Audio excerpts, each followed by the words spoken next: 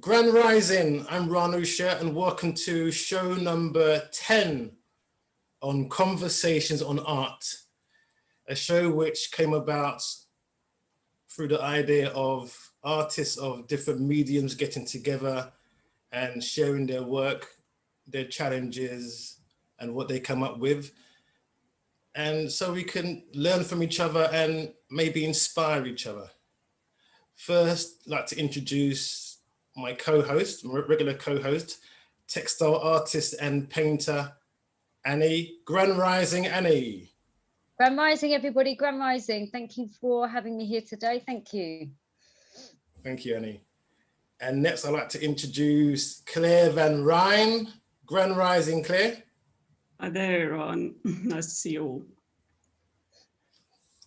And our guest for today is Sanne. Grand Rising, Sanne. Grand Rising, everybody. Thank you for inviting me. Happy to be here. I just thought I'd read out a brief note of what Sanne wrote. And it is, Sanne started an inclusive journalism project out of an urgent feeling to change the discussion about media diversity. She coaches journalists, activists, and has developed a course on journalistic inclusive storytelling. Sanne, could you please broaden what I just said about inclusivity in journalism, and why did you get into that? Yes, that's a whole story. I will keep it short. Yeah, I work in journalism now for almost 15 years, 14 years, something like that. And I started off at the national news radio in the Netherlands. But shortly after, I got my first proper job in a multicultural media organization, radio station, where in the beginning years, I actually was one of the only white people there. So it was kind of this reverse experience of what you normally hear about media diversity, where most of the time Black people are the only one in the white newsroom.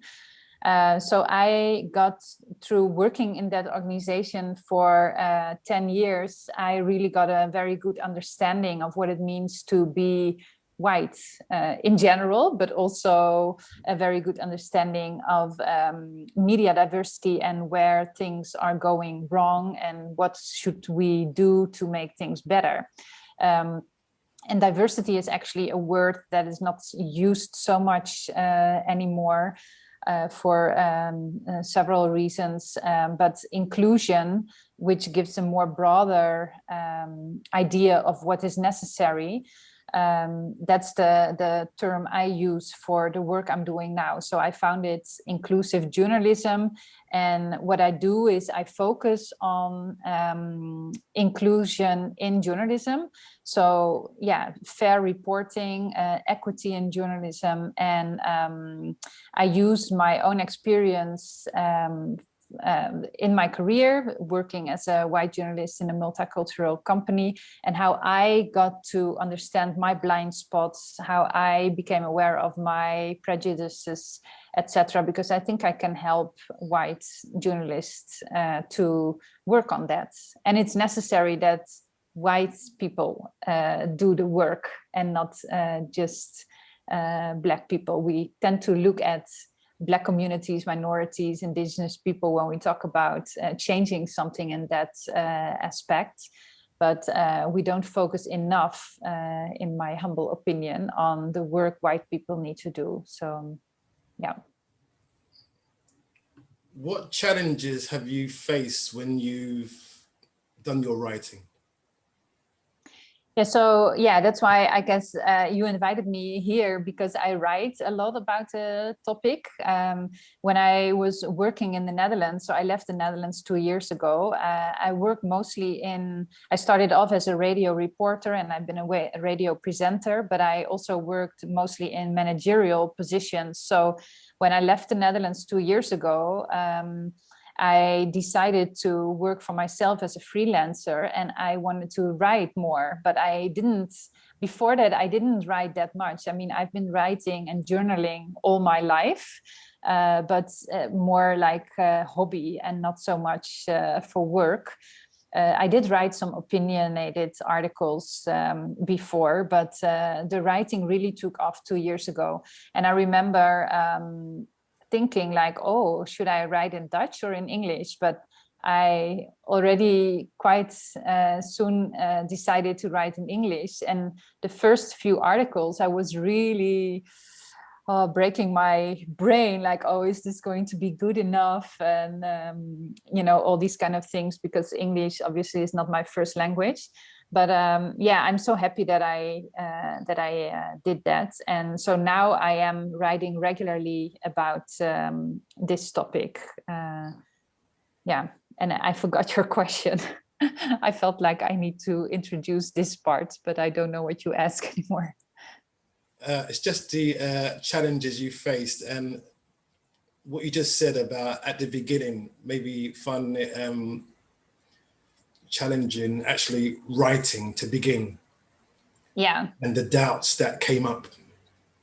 Yeah, so I think one of the challenges was the writing in English. That was, now I feel quite comfortable doing that, because I get my I know my ways now to form good sentences. I read a lot in English, and yeah, so I'm quite confident in that now. Yeah, other challenges in writing, I think, are to create a good framework before I write something. So, because sometimes when you want to write an article, in the work I do, it's often a certain opinionated article or an analysis of something, and it's most of the time around 1,000 or 2,000 words. So there needs to be a beginning, a middle, and an end, something like that. And it's sometimes I just start to write because then I'm just so full of ideas. But then halfway I'm thinking, oh, I don't really know where I'm going at this moment. And that can be sometimes challenging and frustrating also, because then I might have spent like several hours already. And then I suddenly feel kind of lost in the middle of my writing. I do interviews as well. So I interview people. I really like that. And that's kind of, yeah, that's so then I don't really need a framework, because the people who I interview give me that framework actually. But then it's more like a puzzle. So I make notes during the interview. And then when I'm back home, I write down all the notes I took. And then it's more kind of shaping, like, okay, which part will I start with? What comes next? And then I just, yeah, go step by step through all my notes, make sure that everything is going to be in, and sometimes also kill the darlings. And then it's more a process of shaping, as if you're forming like, yeah, as if you're shaping like, how do you say it, a vase, like pottery or so, you know, to make sure that it's a beautiful, yeah, nice, beautiful story or interview. I like that part of that you have a puzzle and you're putting the pieces together. Yeah, it's really sometimes surprised about where the story goes. Yeah, most of the time I'm mostly surprised during interviews, because of course, when I go to meet someone, I do always a little bit of research and I know a little bit of this person and what I want to ask the person. But during the interview, I'm very much focused on listening very carefully to what people are saying, and especially the small little words or the sentences that aren't being finished, or the body language. Those are all things that I observe when I talk to people, and I make notes of that as well. And that's just a very cool thing to do, because yeah, that to me is that completes the puzzle actually. Yeah. I guess you're writing about sometimes people that you don't meet or don't know, and subjects you don't know that much about. How much research do you do before you start writing or have an interview? Mm-hmm. It depends a little bit, because, for example, tomorrow I have an interview with someone. I'm working on a series for myself where I'm like from my own interest, where I'm interviewing Balinese women about their lives and their life stories, to learn more about the culture through a feminist lens, a female lens. And I'm going to speak to someone who I don't know that well, but I know her. I talked to her before because I joined a weekend that she organized for women, for Balinese women. 2 weeks ago, she invited me on that weekend. So we had a few small chats in that weekend, and I could see how she organizes something like that. I could see how she interacts with the other women, the questions she asks them. So based on that, I already have an idea of what I'm going to ask her. And with her, I don't feel like doing a lot of online research, for example, also because I don't think there's so much to find about her. Probably she has more information on her website, but in this case, I rather talk to her tomorrow first, and then afterwards look into her website to see if I get some details right. But yeah, so it really depends on the people I speak to. So where do you go? You have an idea, you've sat down. How do you begin? Yeah.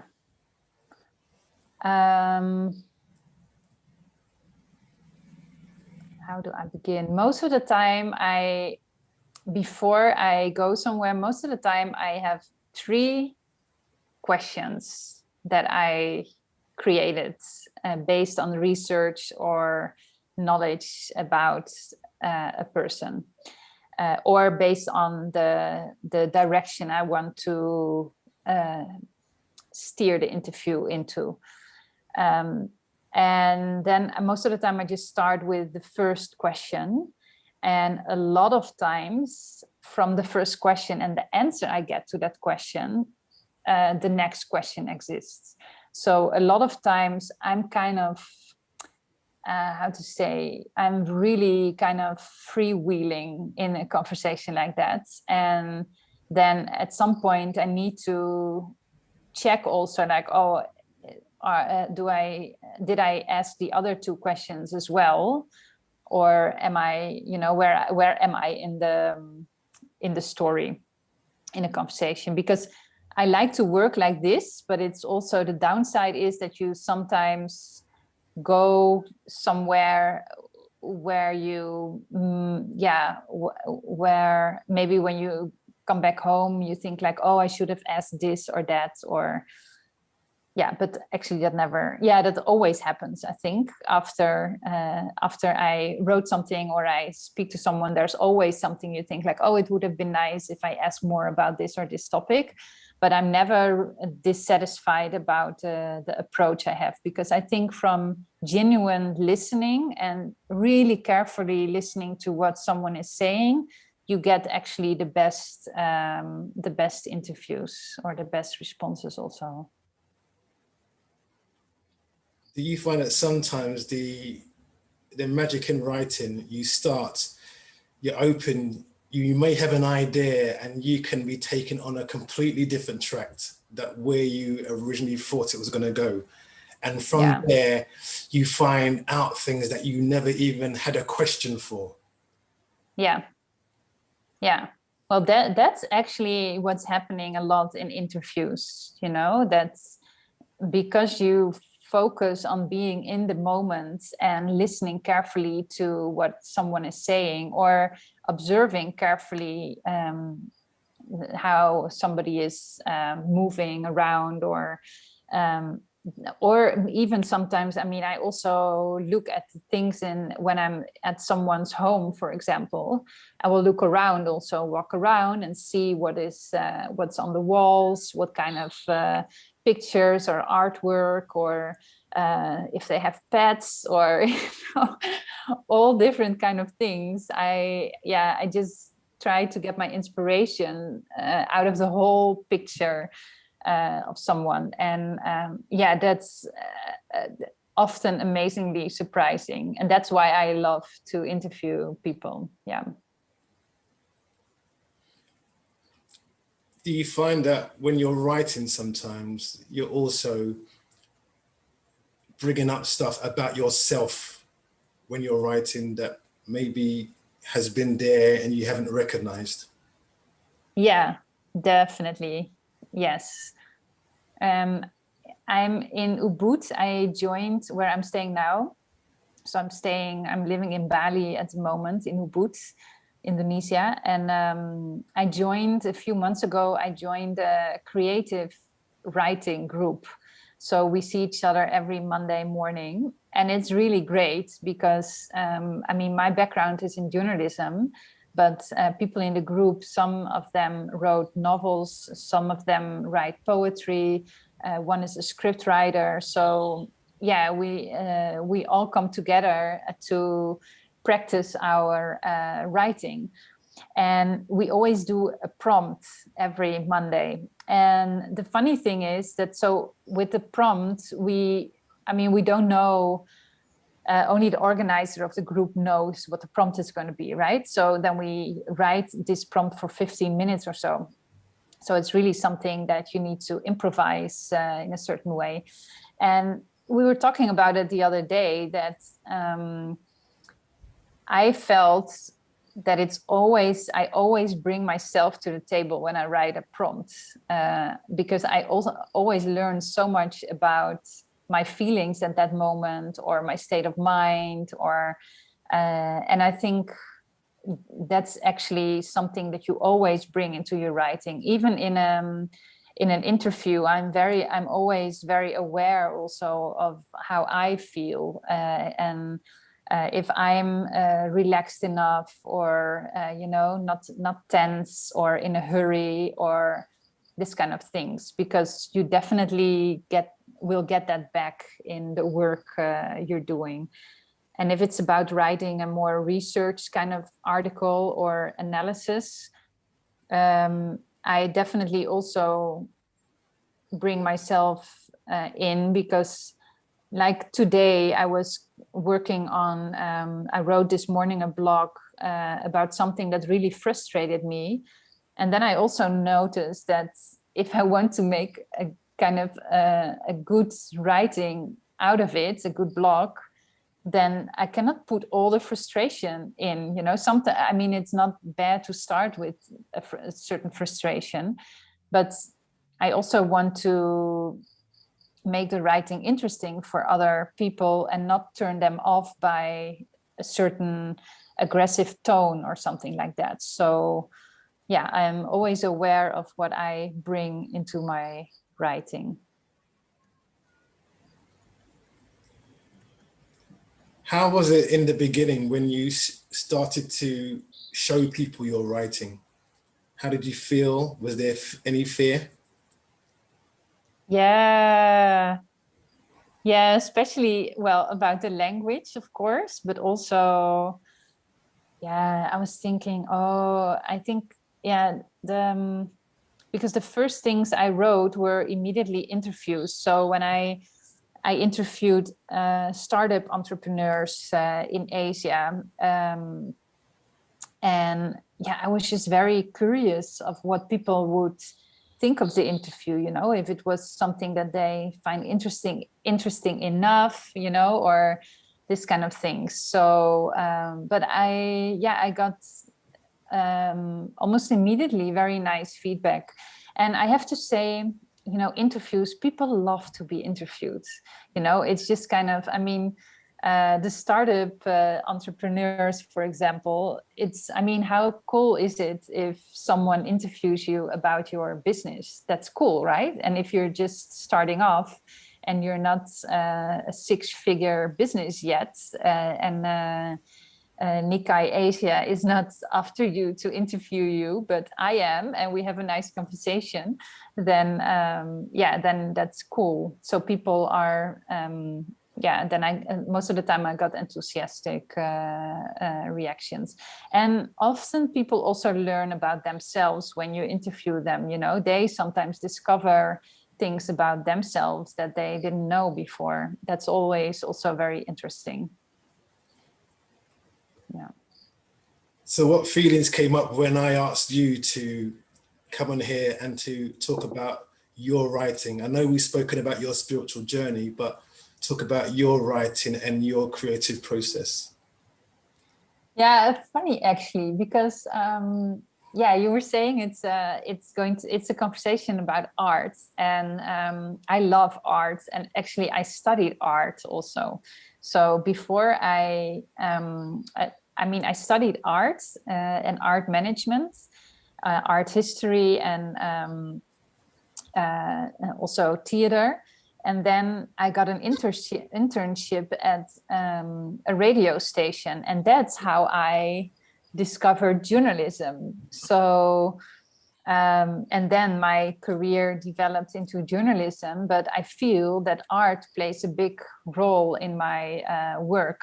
So I also could have said like, oh, thank you, Raan, for the invitation, but art, you know, I'm not an artist. But actually, when I think about it, I would not call myself an artist, but I'm also not really calling myself a journalist, I guess. But I do see that art plays still a big role in my career. And I mean, writing is also a form of art, I guess. I didn't even think about that so much. But I'm very much open in journalism also in how art can support journalism.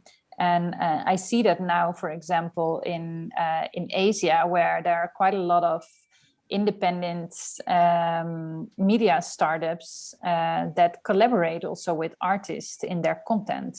So they, for example, create a beautiful in-depth investigative journalism story, but then they ask an artist to make beautiful drawings, for example, that go with the article instead of just a stock photo, you know, or sometimes there's cartoonists who create a story for a journalism platform. So then the cartoon will have journalism content, a journalistic story. And I think that's so valuable that journalists collaborate more with disciplines outside of the profession. And I think art sometimes says so much more than words, you know, even though art can be words as well. But I think that art is still in my work, in what I do, very important. So I thought, yeah, cool, let's talk about art. It's interesting that you had a theatre background as well, because theatre is dealing with characters and understanding characters, their emotions, their feelings, their backgrounds. And like you said before, when you're speaking with somebody, it's also the body language. Yeah. And theatre is about getting inside of a character and understanding the nuances of what they're saying. So do you think that's helped, having this kind of theatre background and then able to translate it into understanding the characters and people that you're speaking with? Yeah, maybe. I never really thought about that actually, but it could be, yeah. But I didn't give that a lot of thought yet. And I studied theater. So we did organize plays when I was in university studying it. But it was also a lot about reading plays, analyzing. It was also about the philosophy of art and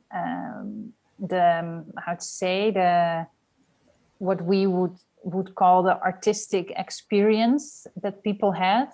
So when do you talk about art, and when is something art and when is something not art? So there needs to be kind of this artistic experience. So it was a lot about these kind of things also related to art, but not just the art itself. Yeah. Because Annie and I had been doing a lot of work on creating a character, and just to be able to sit back and observe and look at this character, where she's coming from, where she's going. I know, Annie, that we've gone a lot into that in creating the character that we're working on. Absolutely, yeah, definitely. So it's really interesting to listen to Sanne. When Raan introduced you and sent me your site to look at, it was like, wow, forgive my ignorance, I'd never heard of inclusive journalism. And I read a quick description on Google. I thought, oh my God, I think my mind's imploding here. I have no idea what they're talking about. So you've really helped to shed some light on what it is. And I find it really fascinating, because I absolutely agree with Raan. Listening to you speaking, there's so much more that you're taking in when you interview somebody. You're looking at, you're building a picture of them, not just on what they say, but you're looking at, maybe it's like looking at the books on the shelves, you know, the CDs in the rack, you know, as you said, the art on the wall, you know, the clothing that they wear, the body language. And that's quite, maybe I never had that, you know, need to think, but it's like, wow, journalism is much more than just sitting and, you know, conversing with somebody. You know, it's really building a whole picture of that person, not just what they say. And it makes me wonder how many journalists do it that in the way that you know, that you're progressing with that, and you've taken up that mantle to do it that way, in an honest way, if that makes if that gives you some credit to what you're saying. Because I read very briefly what you do, and it was like, wow, just listening to you speak now, I am very green on your journalism, but I find it very refreshing, you know, to listen to what you're saying. And even writing your blog, I absolutely agree, you're having to be creative with how much you put out, how much frustration you show, how much you hold back, you know, how you're creative with your words. Forgive me, I don't mean it that you're you know, putting them together to not make it make sense and show your frustration, but you still need it to be enough so that the reader doesn't think that you're ranting too much, but they absolutely get, you know, where you're frustrated and what you're frustrated at. So it's really opened my eyes in a really nice, refreshing way. I think, you know, journalism needs a lot more honesty and a lot more transparency. Absolutely. Yeah. So, thank you for enlightening me. That has been wonderful. Yeah, well, a few things that you're saying are definitely right. I think in my writing at this moment, the biggest challenge is to write something that has a very clear message and at the same time also gives enough information. So I started a newsletter since the beginning of January, and I write a newsletter every week. But last week I was really struggling so much in getting the newspaper out. Sorry, there's some flies here, mosquitoes. And I was thinking, like, you know, I should not put so much pressure on writing something that needs to be so fantastic for one newsletter. I can better write something every day, which is a little bit smaller maybe, but then at least give myself the exercise to write something every day that's kind of this round story and this round message. And then once a week, I can shoot out a newsletter and link maybe to the blogs that I wrote that week. And then people can decide for themselves which one they are going to read. But that takes the pressure for me off the fact that I need to write something significant every week for my newsletter. So I think that's for me now most challenging, to combine a strong message with something that's still good to read also. Another point you made very early on about having being on the other side of being in media where it was predominantly Black, and being, you know, the only forgive me, the only white face. It made me think of, and I spoke with Raan about this, I listened to a presenter who was on Radio 4 speaking of his experience of being within media, within the BBC, and he had been out in Africa with a team of other journalists and other reporters, and he spoke of his frustration at how they would want to portray the African tribe as very basic, going to Africa, you know, seeing them dancing around half naked, and, you know, predominantly wanting to continue to show that message. And he said, why aren't you showing the journalists? Why aren't you showing the doctors? Why aren't you showing the lawyers, you know, the teachers, all of the people? And it really made me think, because it's like, oh my goodness, until you hear that, you know, you don't really think about who is behind the program, who are the people behind the images that are being created, that are being pushed predominantly. And so as a woman of color, I never thought about it. It's like, but you're constantly being fed certain images, certain messages. Yes. And, well, unfortunately, these are in your subconscious now. So you just think of, oh, when you think of, you know, Africa, you think, oh yes, tribes, and, you know, but, you know, around the world, it isn't that way. So I like that you have experienced it firsthand, and you can see, you know, the whole, the workings of it, you know, the cogs and how everything is. So it's a wonderful to also see that as well, progressing and moving, you know, and things are shifting slowly and changing. Yeah, that's exactly what inclusive journalism is about, to also this, what you're describing now, to, you know, how we from the West actually report on foreign countries, and the cliches that we bring into the world, and all these kind of things. I mean, in the end of the day, media really shapes people's minds, you know, so there lies a huge responsibility to do it differently. You know, it's really funny because I've had lots of people, and for me, I don't second question how I am, but a lot of people ask, you know, is your first language English? You know, because a lot of people don't believe that people of color are coming from English speaking countries, or that we're not educated, we don't read. And you'd be surprised.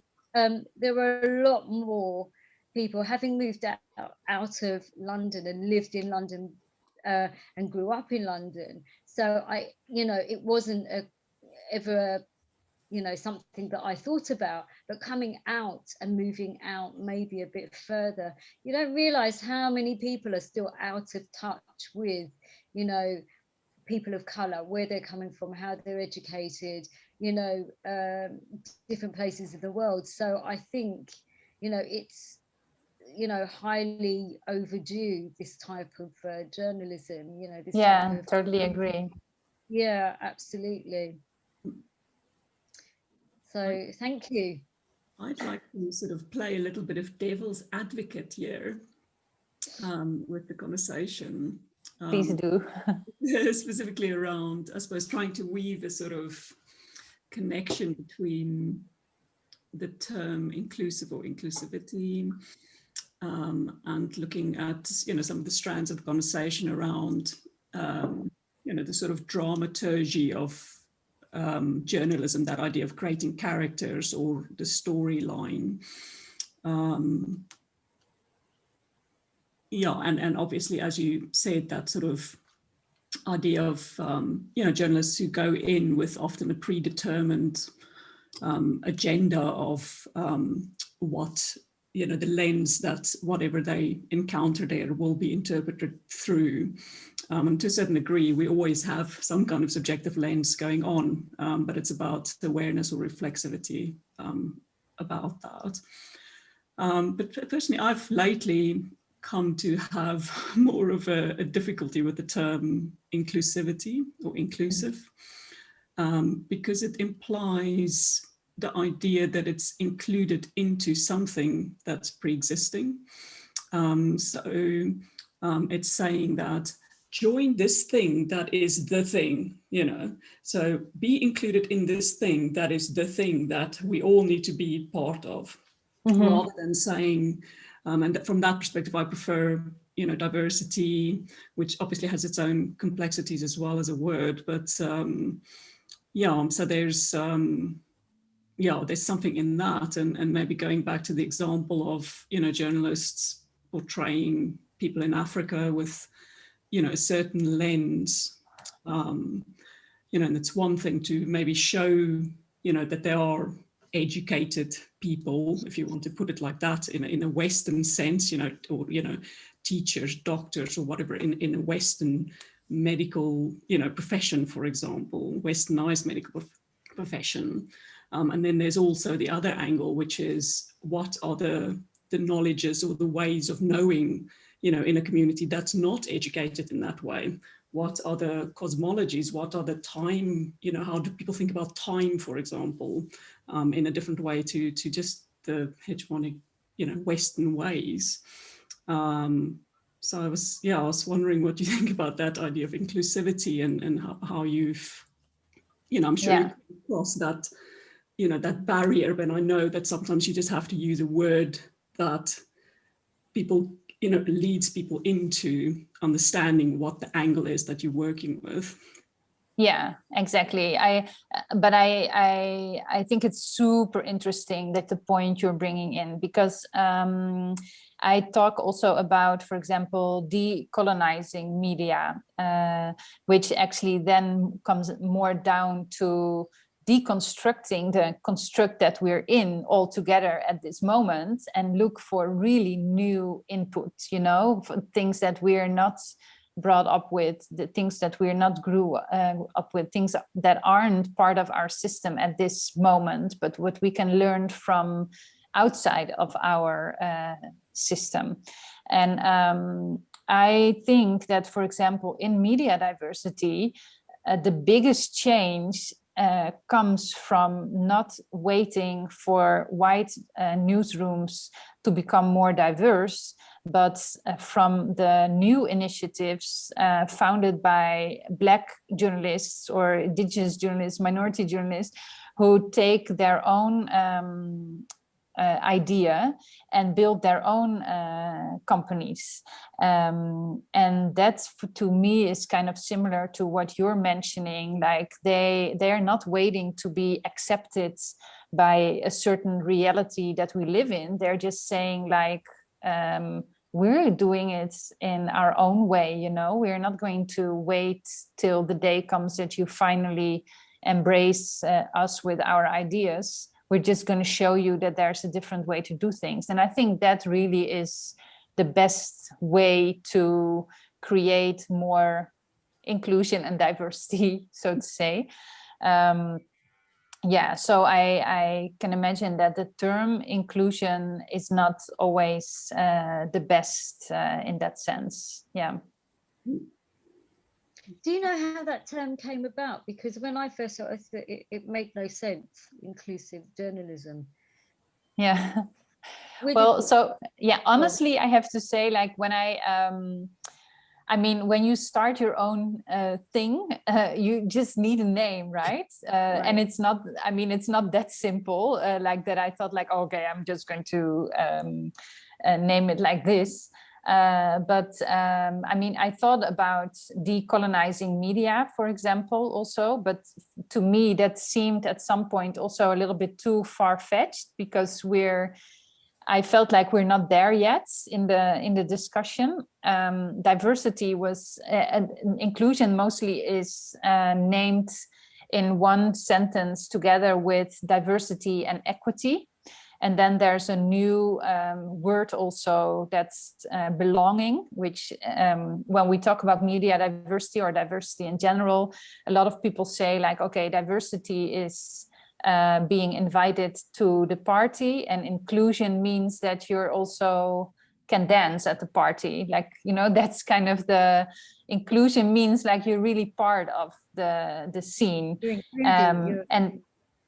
And the third stage would be like equity, that it's not just about inclusion, but it's equity. That means actually like, you know, equality on the root level. But yeah, I thought like equity, journalism, inclusion, to me, in the end of the day, I did a lot of research before I chose that I wanted to name it. I have to say, like, it could be that I rename it in a year or so. I mean, it's just, in that sense, it's also just a title. But I also studied coaching, holistic lifestyle coaching.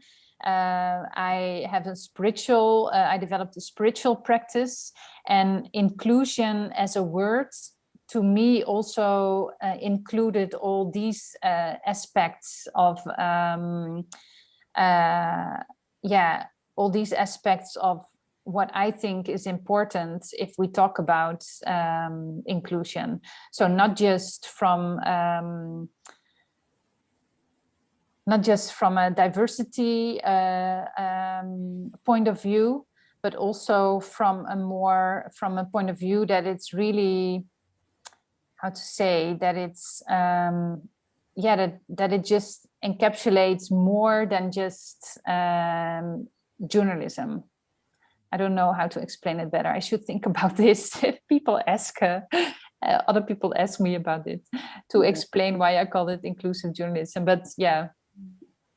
I suppose that's always the main thing, is as long as you have a reason, or you can explain, what your thinking is, then, use whatever you like. And yeah, exactly. And I do have a good explanation, but I have to say, I just have to look it up. I think I should look it up in my documents somewhere, because I remember that I did a lot of research before I dropped this name and before I choose the URL and everything. I thought like, yeah, why am I calling it inclusive and not decolonization? Why inclusive, not diversity? Why inclusive and not equity? And I remember that I did take all these, the more holistic approach also into regard. So yeah, let's keep it at that at this moment. Yeah. It makes me think of a term that just comes up in so many contexts for me, which is, well, it's not a term, it's actually a text, a Zen text called the Sandukai, which I mean, in a crude translation, I think comes to something like the harmony of difference and equality. So that idea that difference and equality can coexist in a harmonious way in that kind of state. But unfortunately, in English, we don't have such sophisticated words yet. I was going to say maybe that's a good new name for my my brand. Yeah, and I also, what I also want to add, I do think, like, especially in inclusion and diversity, words matter definitely.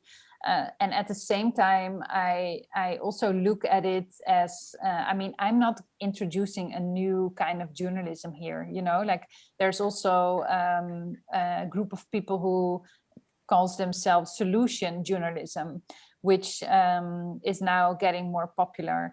And to me, it's also a little bit like yoga. You have yin yoga, vinyasa yoga, ashtanga yoga, and in the base, it's all yoga, and the level, the foundation of ethics is in all systems the same. And I don't want to introduce a new kind of journalism. I actually want to advocate for the fact that we need to be more aware of the ethics in journalism. And when we are more aware of the ethics in journalism, then we automatically will become more inclusive. So yeah, that's... That sometimes when we're creating, we're shattering also beliefs and ideas and concepts in our own minds. how we think something should be formed, how we think something should be created. And when we look at our own inherent beliefs, we can then go on to something fresh and new, something completely different. Even what Claire said, the idea of time. Time is, as we know it, is not seen this way by many different cultures around the world. They see it in a very different way. And when you look into that, then when you're coming from there, you're creating, I guess, which is art. Yeah. And then there's a beauty that comes from that when you're learning about different people, different cultures. And I remember it's a line from the movie in Biko, Steve Biko, and he says, we don't want to sit at the master's table. We want to make our own table with our own knives and forks and eat how we want to eat. Yeah. And when you speaking with someone like that, then you can really see, and something fresh and new is able to arise. Yeah, and that's also when you get surprised, you know.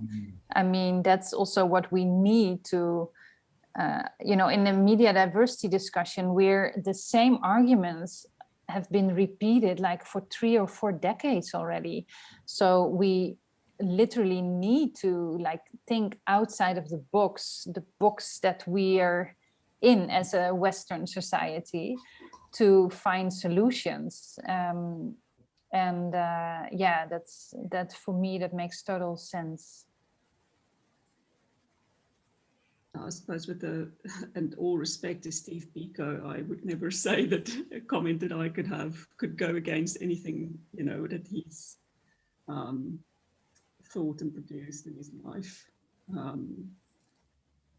I'm sort of thinking of, so I grew up in South Africa, and the idea, you know, of apartheid was just, you know, that was the container in which I was born into. And I remember one of the sort of avenues when I became a teenager and started exploring a little bit more into the idea of what is apartheid? Why is there this, you know, divide going on? One of the responses that I had from an adult was that, you know, and this is a well-known thing, this idea that, you know, it's so that the cultures could develop independently and not sort of cross-pollinate in a, you know, in a sort of way that would pollute their, you know, sort of original intent or purity, if you wish for a terrible word. But I feel, and that phrase, that quote from Steve Biko, you know, and it's again, it is a complex thing, because if we then, you know, and again in South Africa and looking at the history and how it's panned out now, and it's still a work in progress for sure, but that idea of then sitting at a different table, you know, completely, you know, sometimes we do need to sit at the same table. But I agree, it can't be a table that was originally the table of the master. So, you know, if you have your own table, then you can invite the other to your table as well. And I think one should always remain open to that. And that's why this idea of harmony and difference and equality seems so important to me, that you should be able to remain different, and honor that, but that it's no less valuable than something else or some other. And also there's, you know, when you have these kind of forums like we're having right now, and we have different ideas, and also it's wonderful, I guess, as well, when we have artists of different mediums, different experiences, and we're all sharing and learning together. And it seems to be that the key thing is to listen, to truly listen, not just with our projections, our ideas, our concepts, to truly listen. And in that, there's a dissolving of this me sense, and there's a real kind of coming together. And then then the table, the metaphor will can be continually be changed, looked at. It's a high table, it's a low table, more chairs, longer table, and there is a kind of fluidity and a movement which is always fresh and always new, and allows for creativity to always be there, inherent in what's happening. Flowing and changing, not stagnant. Yes. Yeah, I think that's beautifully said and very much true. The idea of, funny enough, like in journalism, I mean, listening should be one of the core qualities of a journalist, whereas often journalists go somewhere, of course, because they want to create a certain story. So it's also a combination of listening and then at the same time coming back to the newsroom with the information you need. So it's listening, but also asking the right questions. But I think the listening part has been undervalued in our profession, and yeah, that's also listening to the audience that you're writing for, and understanding what is going on in the communities, and not just you as a journalist being this person who wants to bring the story out there, but also taking into regard what the community, how you serve the community while doing so. Sanne, where does your heart and soul feed into your writing? Oh, what a beautiful question. Where does well, to me, the topic of inclusion and diversity lies very close to my heart, because this has been in my media career for so long, and I really feel it's kind of a mission at this point to me to improve journalism in that sense. So my writing always has to do with that topic. So I always bring my heart in that sense. And I love the creative process of writing. Yeah, so I think that's also something that's very close to myself. I try to experiment more with different forms of writing as well, and see what fits me best. I think that's, together with what I was saying before, like the biggest challenge is now to create good stories, but I also want to even more find my own voice in that sense, and not just in the words I'm choosing, but also in the formats that I'm choosing. What have you learned about Sanne's voice? What have I learned about my voice?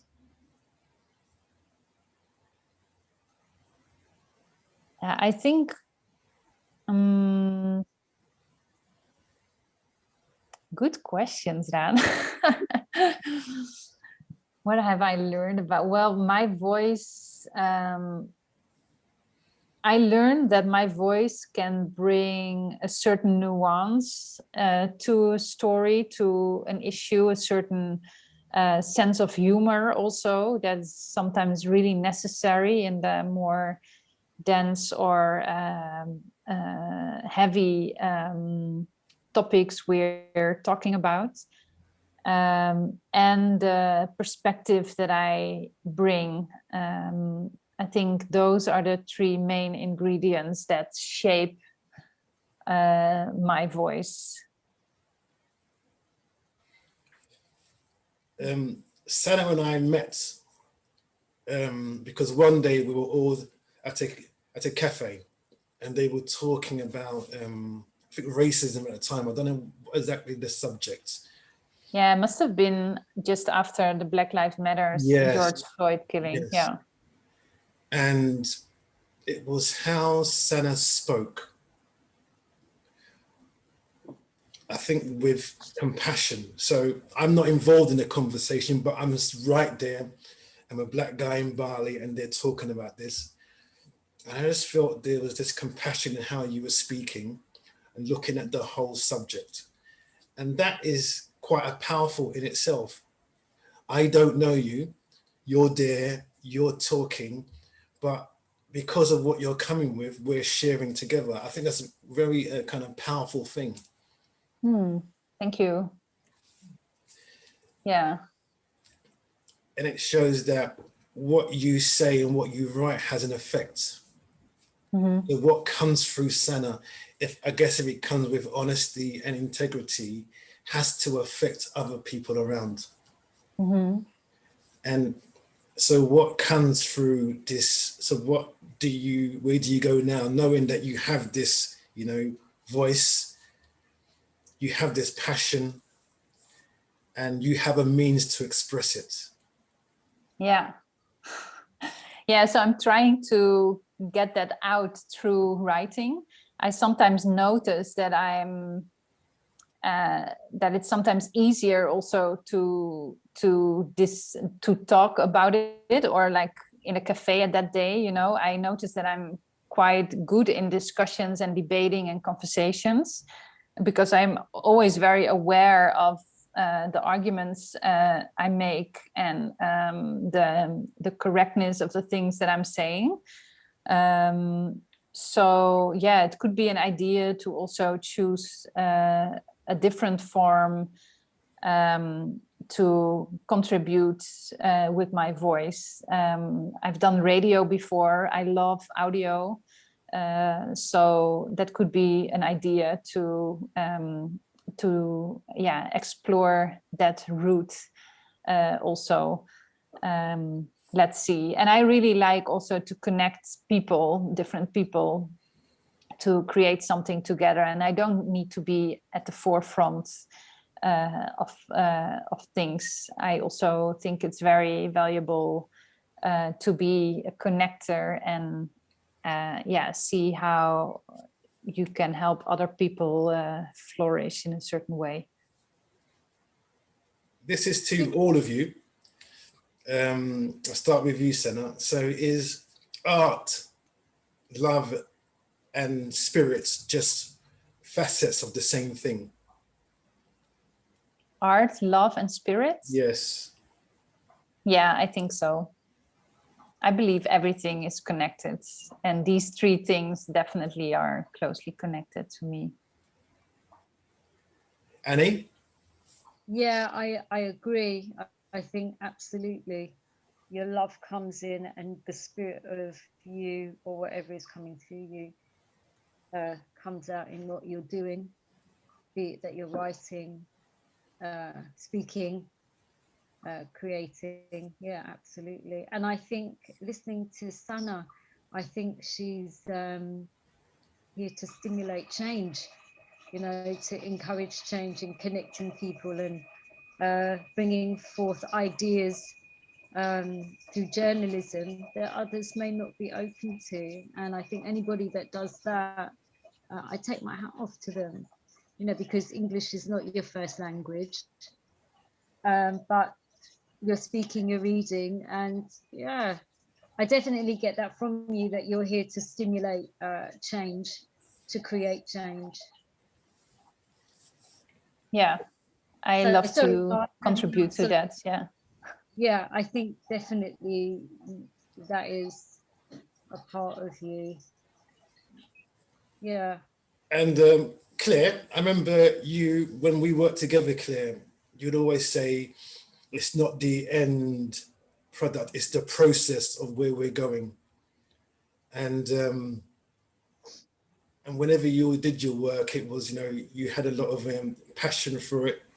and enjoying what you're doing. Can you also talk about, Claire, just for a brief moment, the process? It's where you are, not the kind of end result, which sometimes I think artists can get stuck on. They want this, they want that, and forget about the process. And I think the way Sanne has described, her writing process is a very good example of that. That of course there's a product, of what you do every day, there's some kind of outcomes, but how you get there, what is the goal, right? The idea that knowing how you got there, or attending to the present, and not, sort of placing yourself at a predetermined outcome, I think is for me, that is the practice. It's, and I think it relates very closely to the idea of practice, because it's an ongoing thing. Even when you do arrive at an outcome, there's still an idea of, that's a stepping stone, or that's, an element in a larger practice of how one develops. So even though I had a bit of a about cringe moment about love and spirit, I have complexities in my mind about those two words, not the being of love, or the being of spirit. I don't have so much, with experience of it. I don't have an issue with that, but the words I have issues with. But I think it relates to that idea that, there's this ongoingness, in this process between what you are drawn to, what you put out, what comes out of you, and how that becomes art, or something that's that speaks, beyond boundaries. Yeah. I'm glad you mentioned the journey, because I can get exactly like that. I'm so focused on the end, and I forget that all the learning is through the process, and how you get there, that's just the gem. But yeah, I think I needed to be reminded of that today, Claire. Thank you. I think, there's a big message in there. I want to get there. I just want to get there. Wow. I think there's a big message in there for me. Remember the journey and what you learn during the journey, because that is really makes you generates on who you are. Absolutely. So yeah, thank you for the reminder of that. I think I've lost that over the past few months. Next time we speak, you have to remind me. Yeah. We'll remind each other then. Absolutely. The process is absolutely so important, because the steps in which you need to get to where, whatever your goal is, you do forget, that within everything there is a learning, there's a change in you, and there's a growth in you. And I can a lot of the time forget that, because I want to get there. And yeah, I guess this conversation has really reminded me that today, be grateful for where you are and where you've been, what you've learned, and where you are and where you look forward to. So thank you. So Sanne, where is your learning taking you?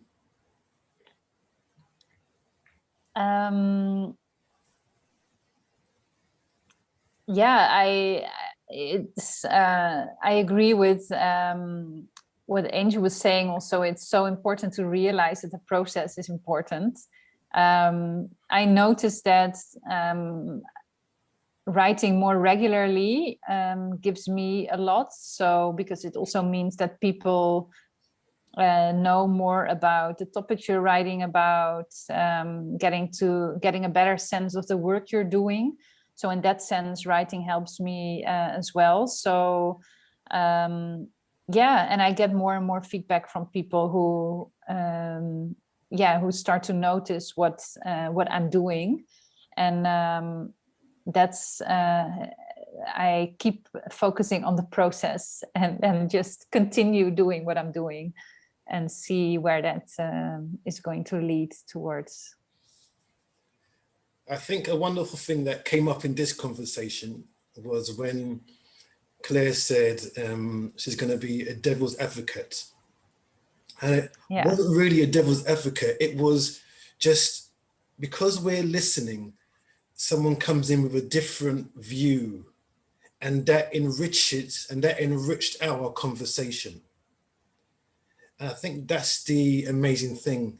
It's when we're open to that, and then, oh yeah, then we can see it from this side, see it from that side, and then we're all learning. And because I guess we all come from different places, if we're open to it,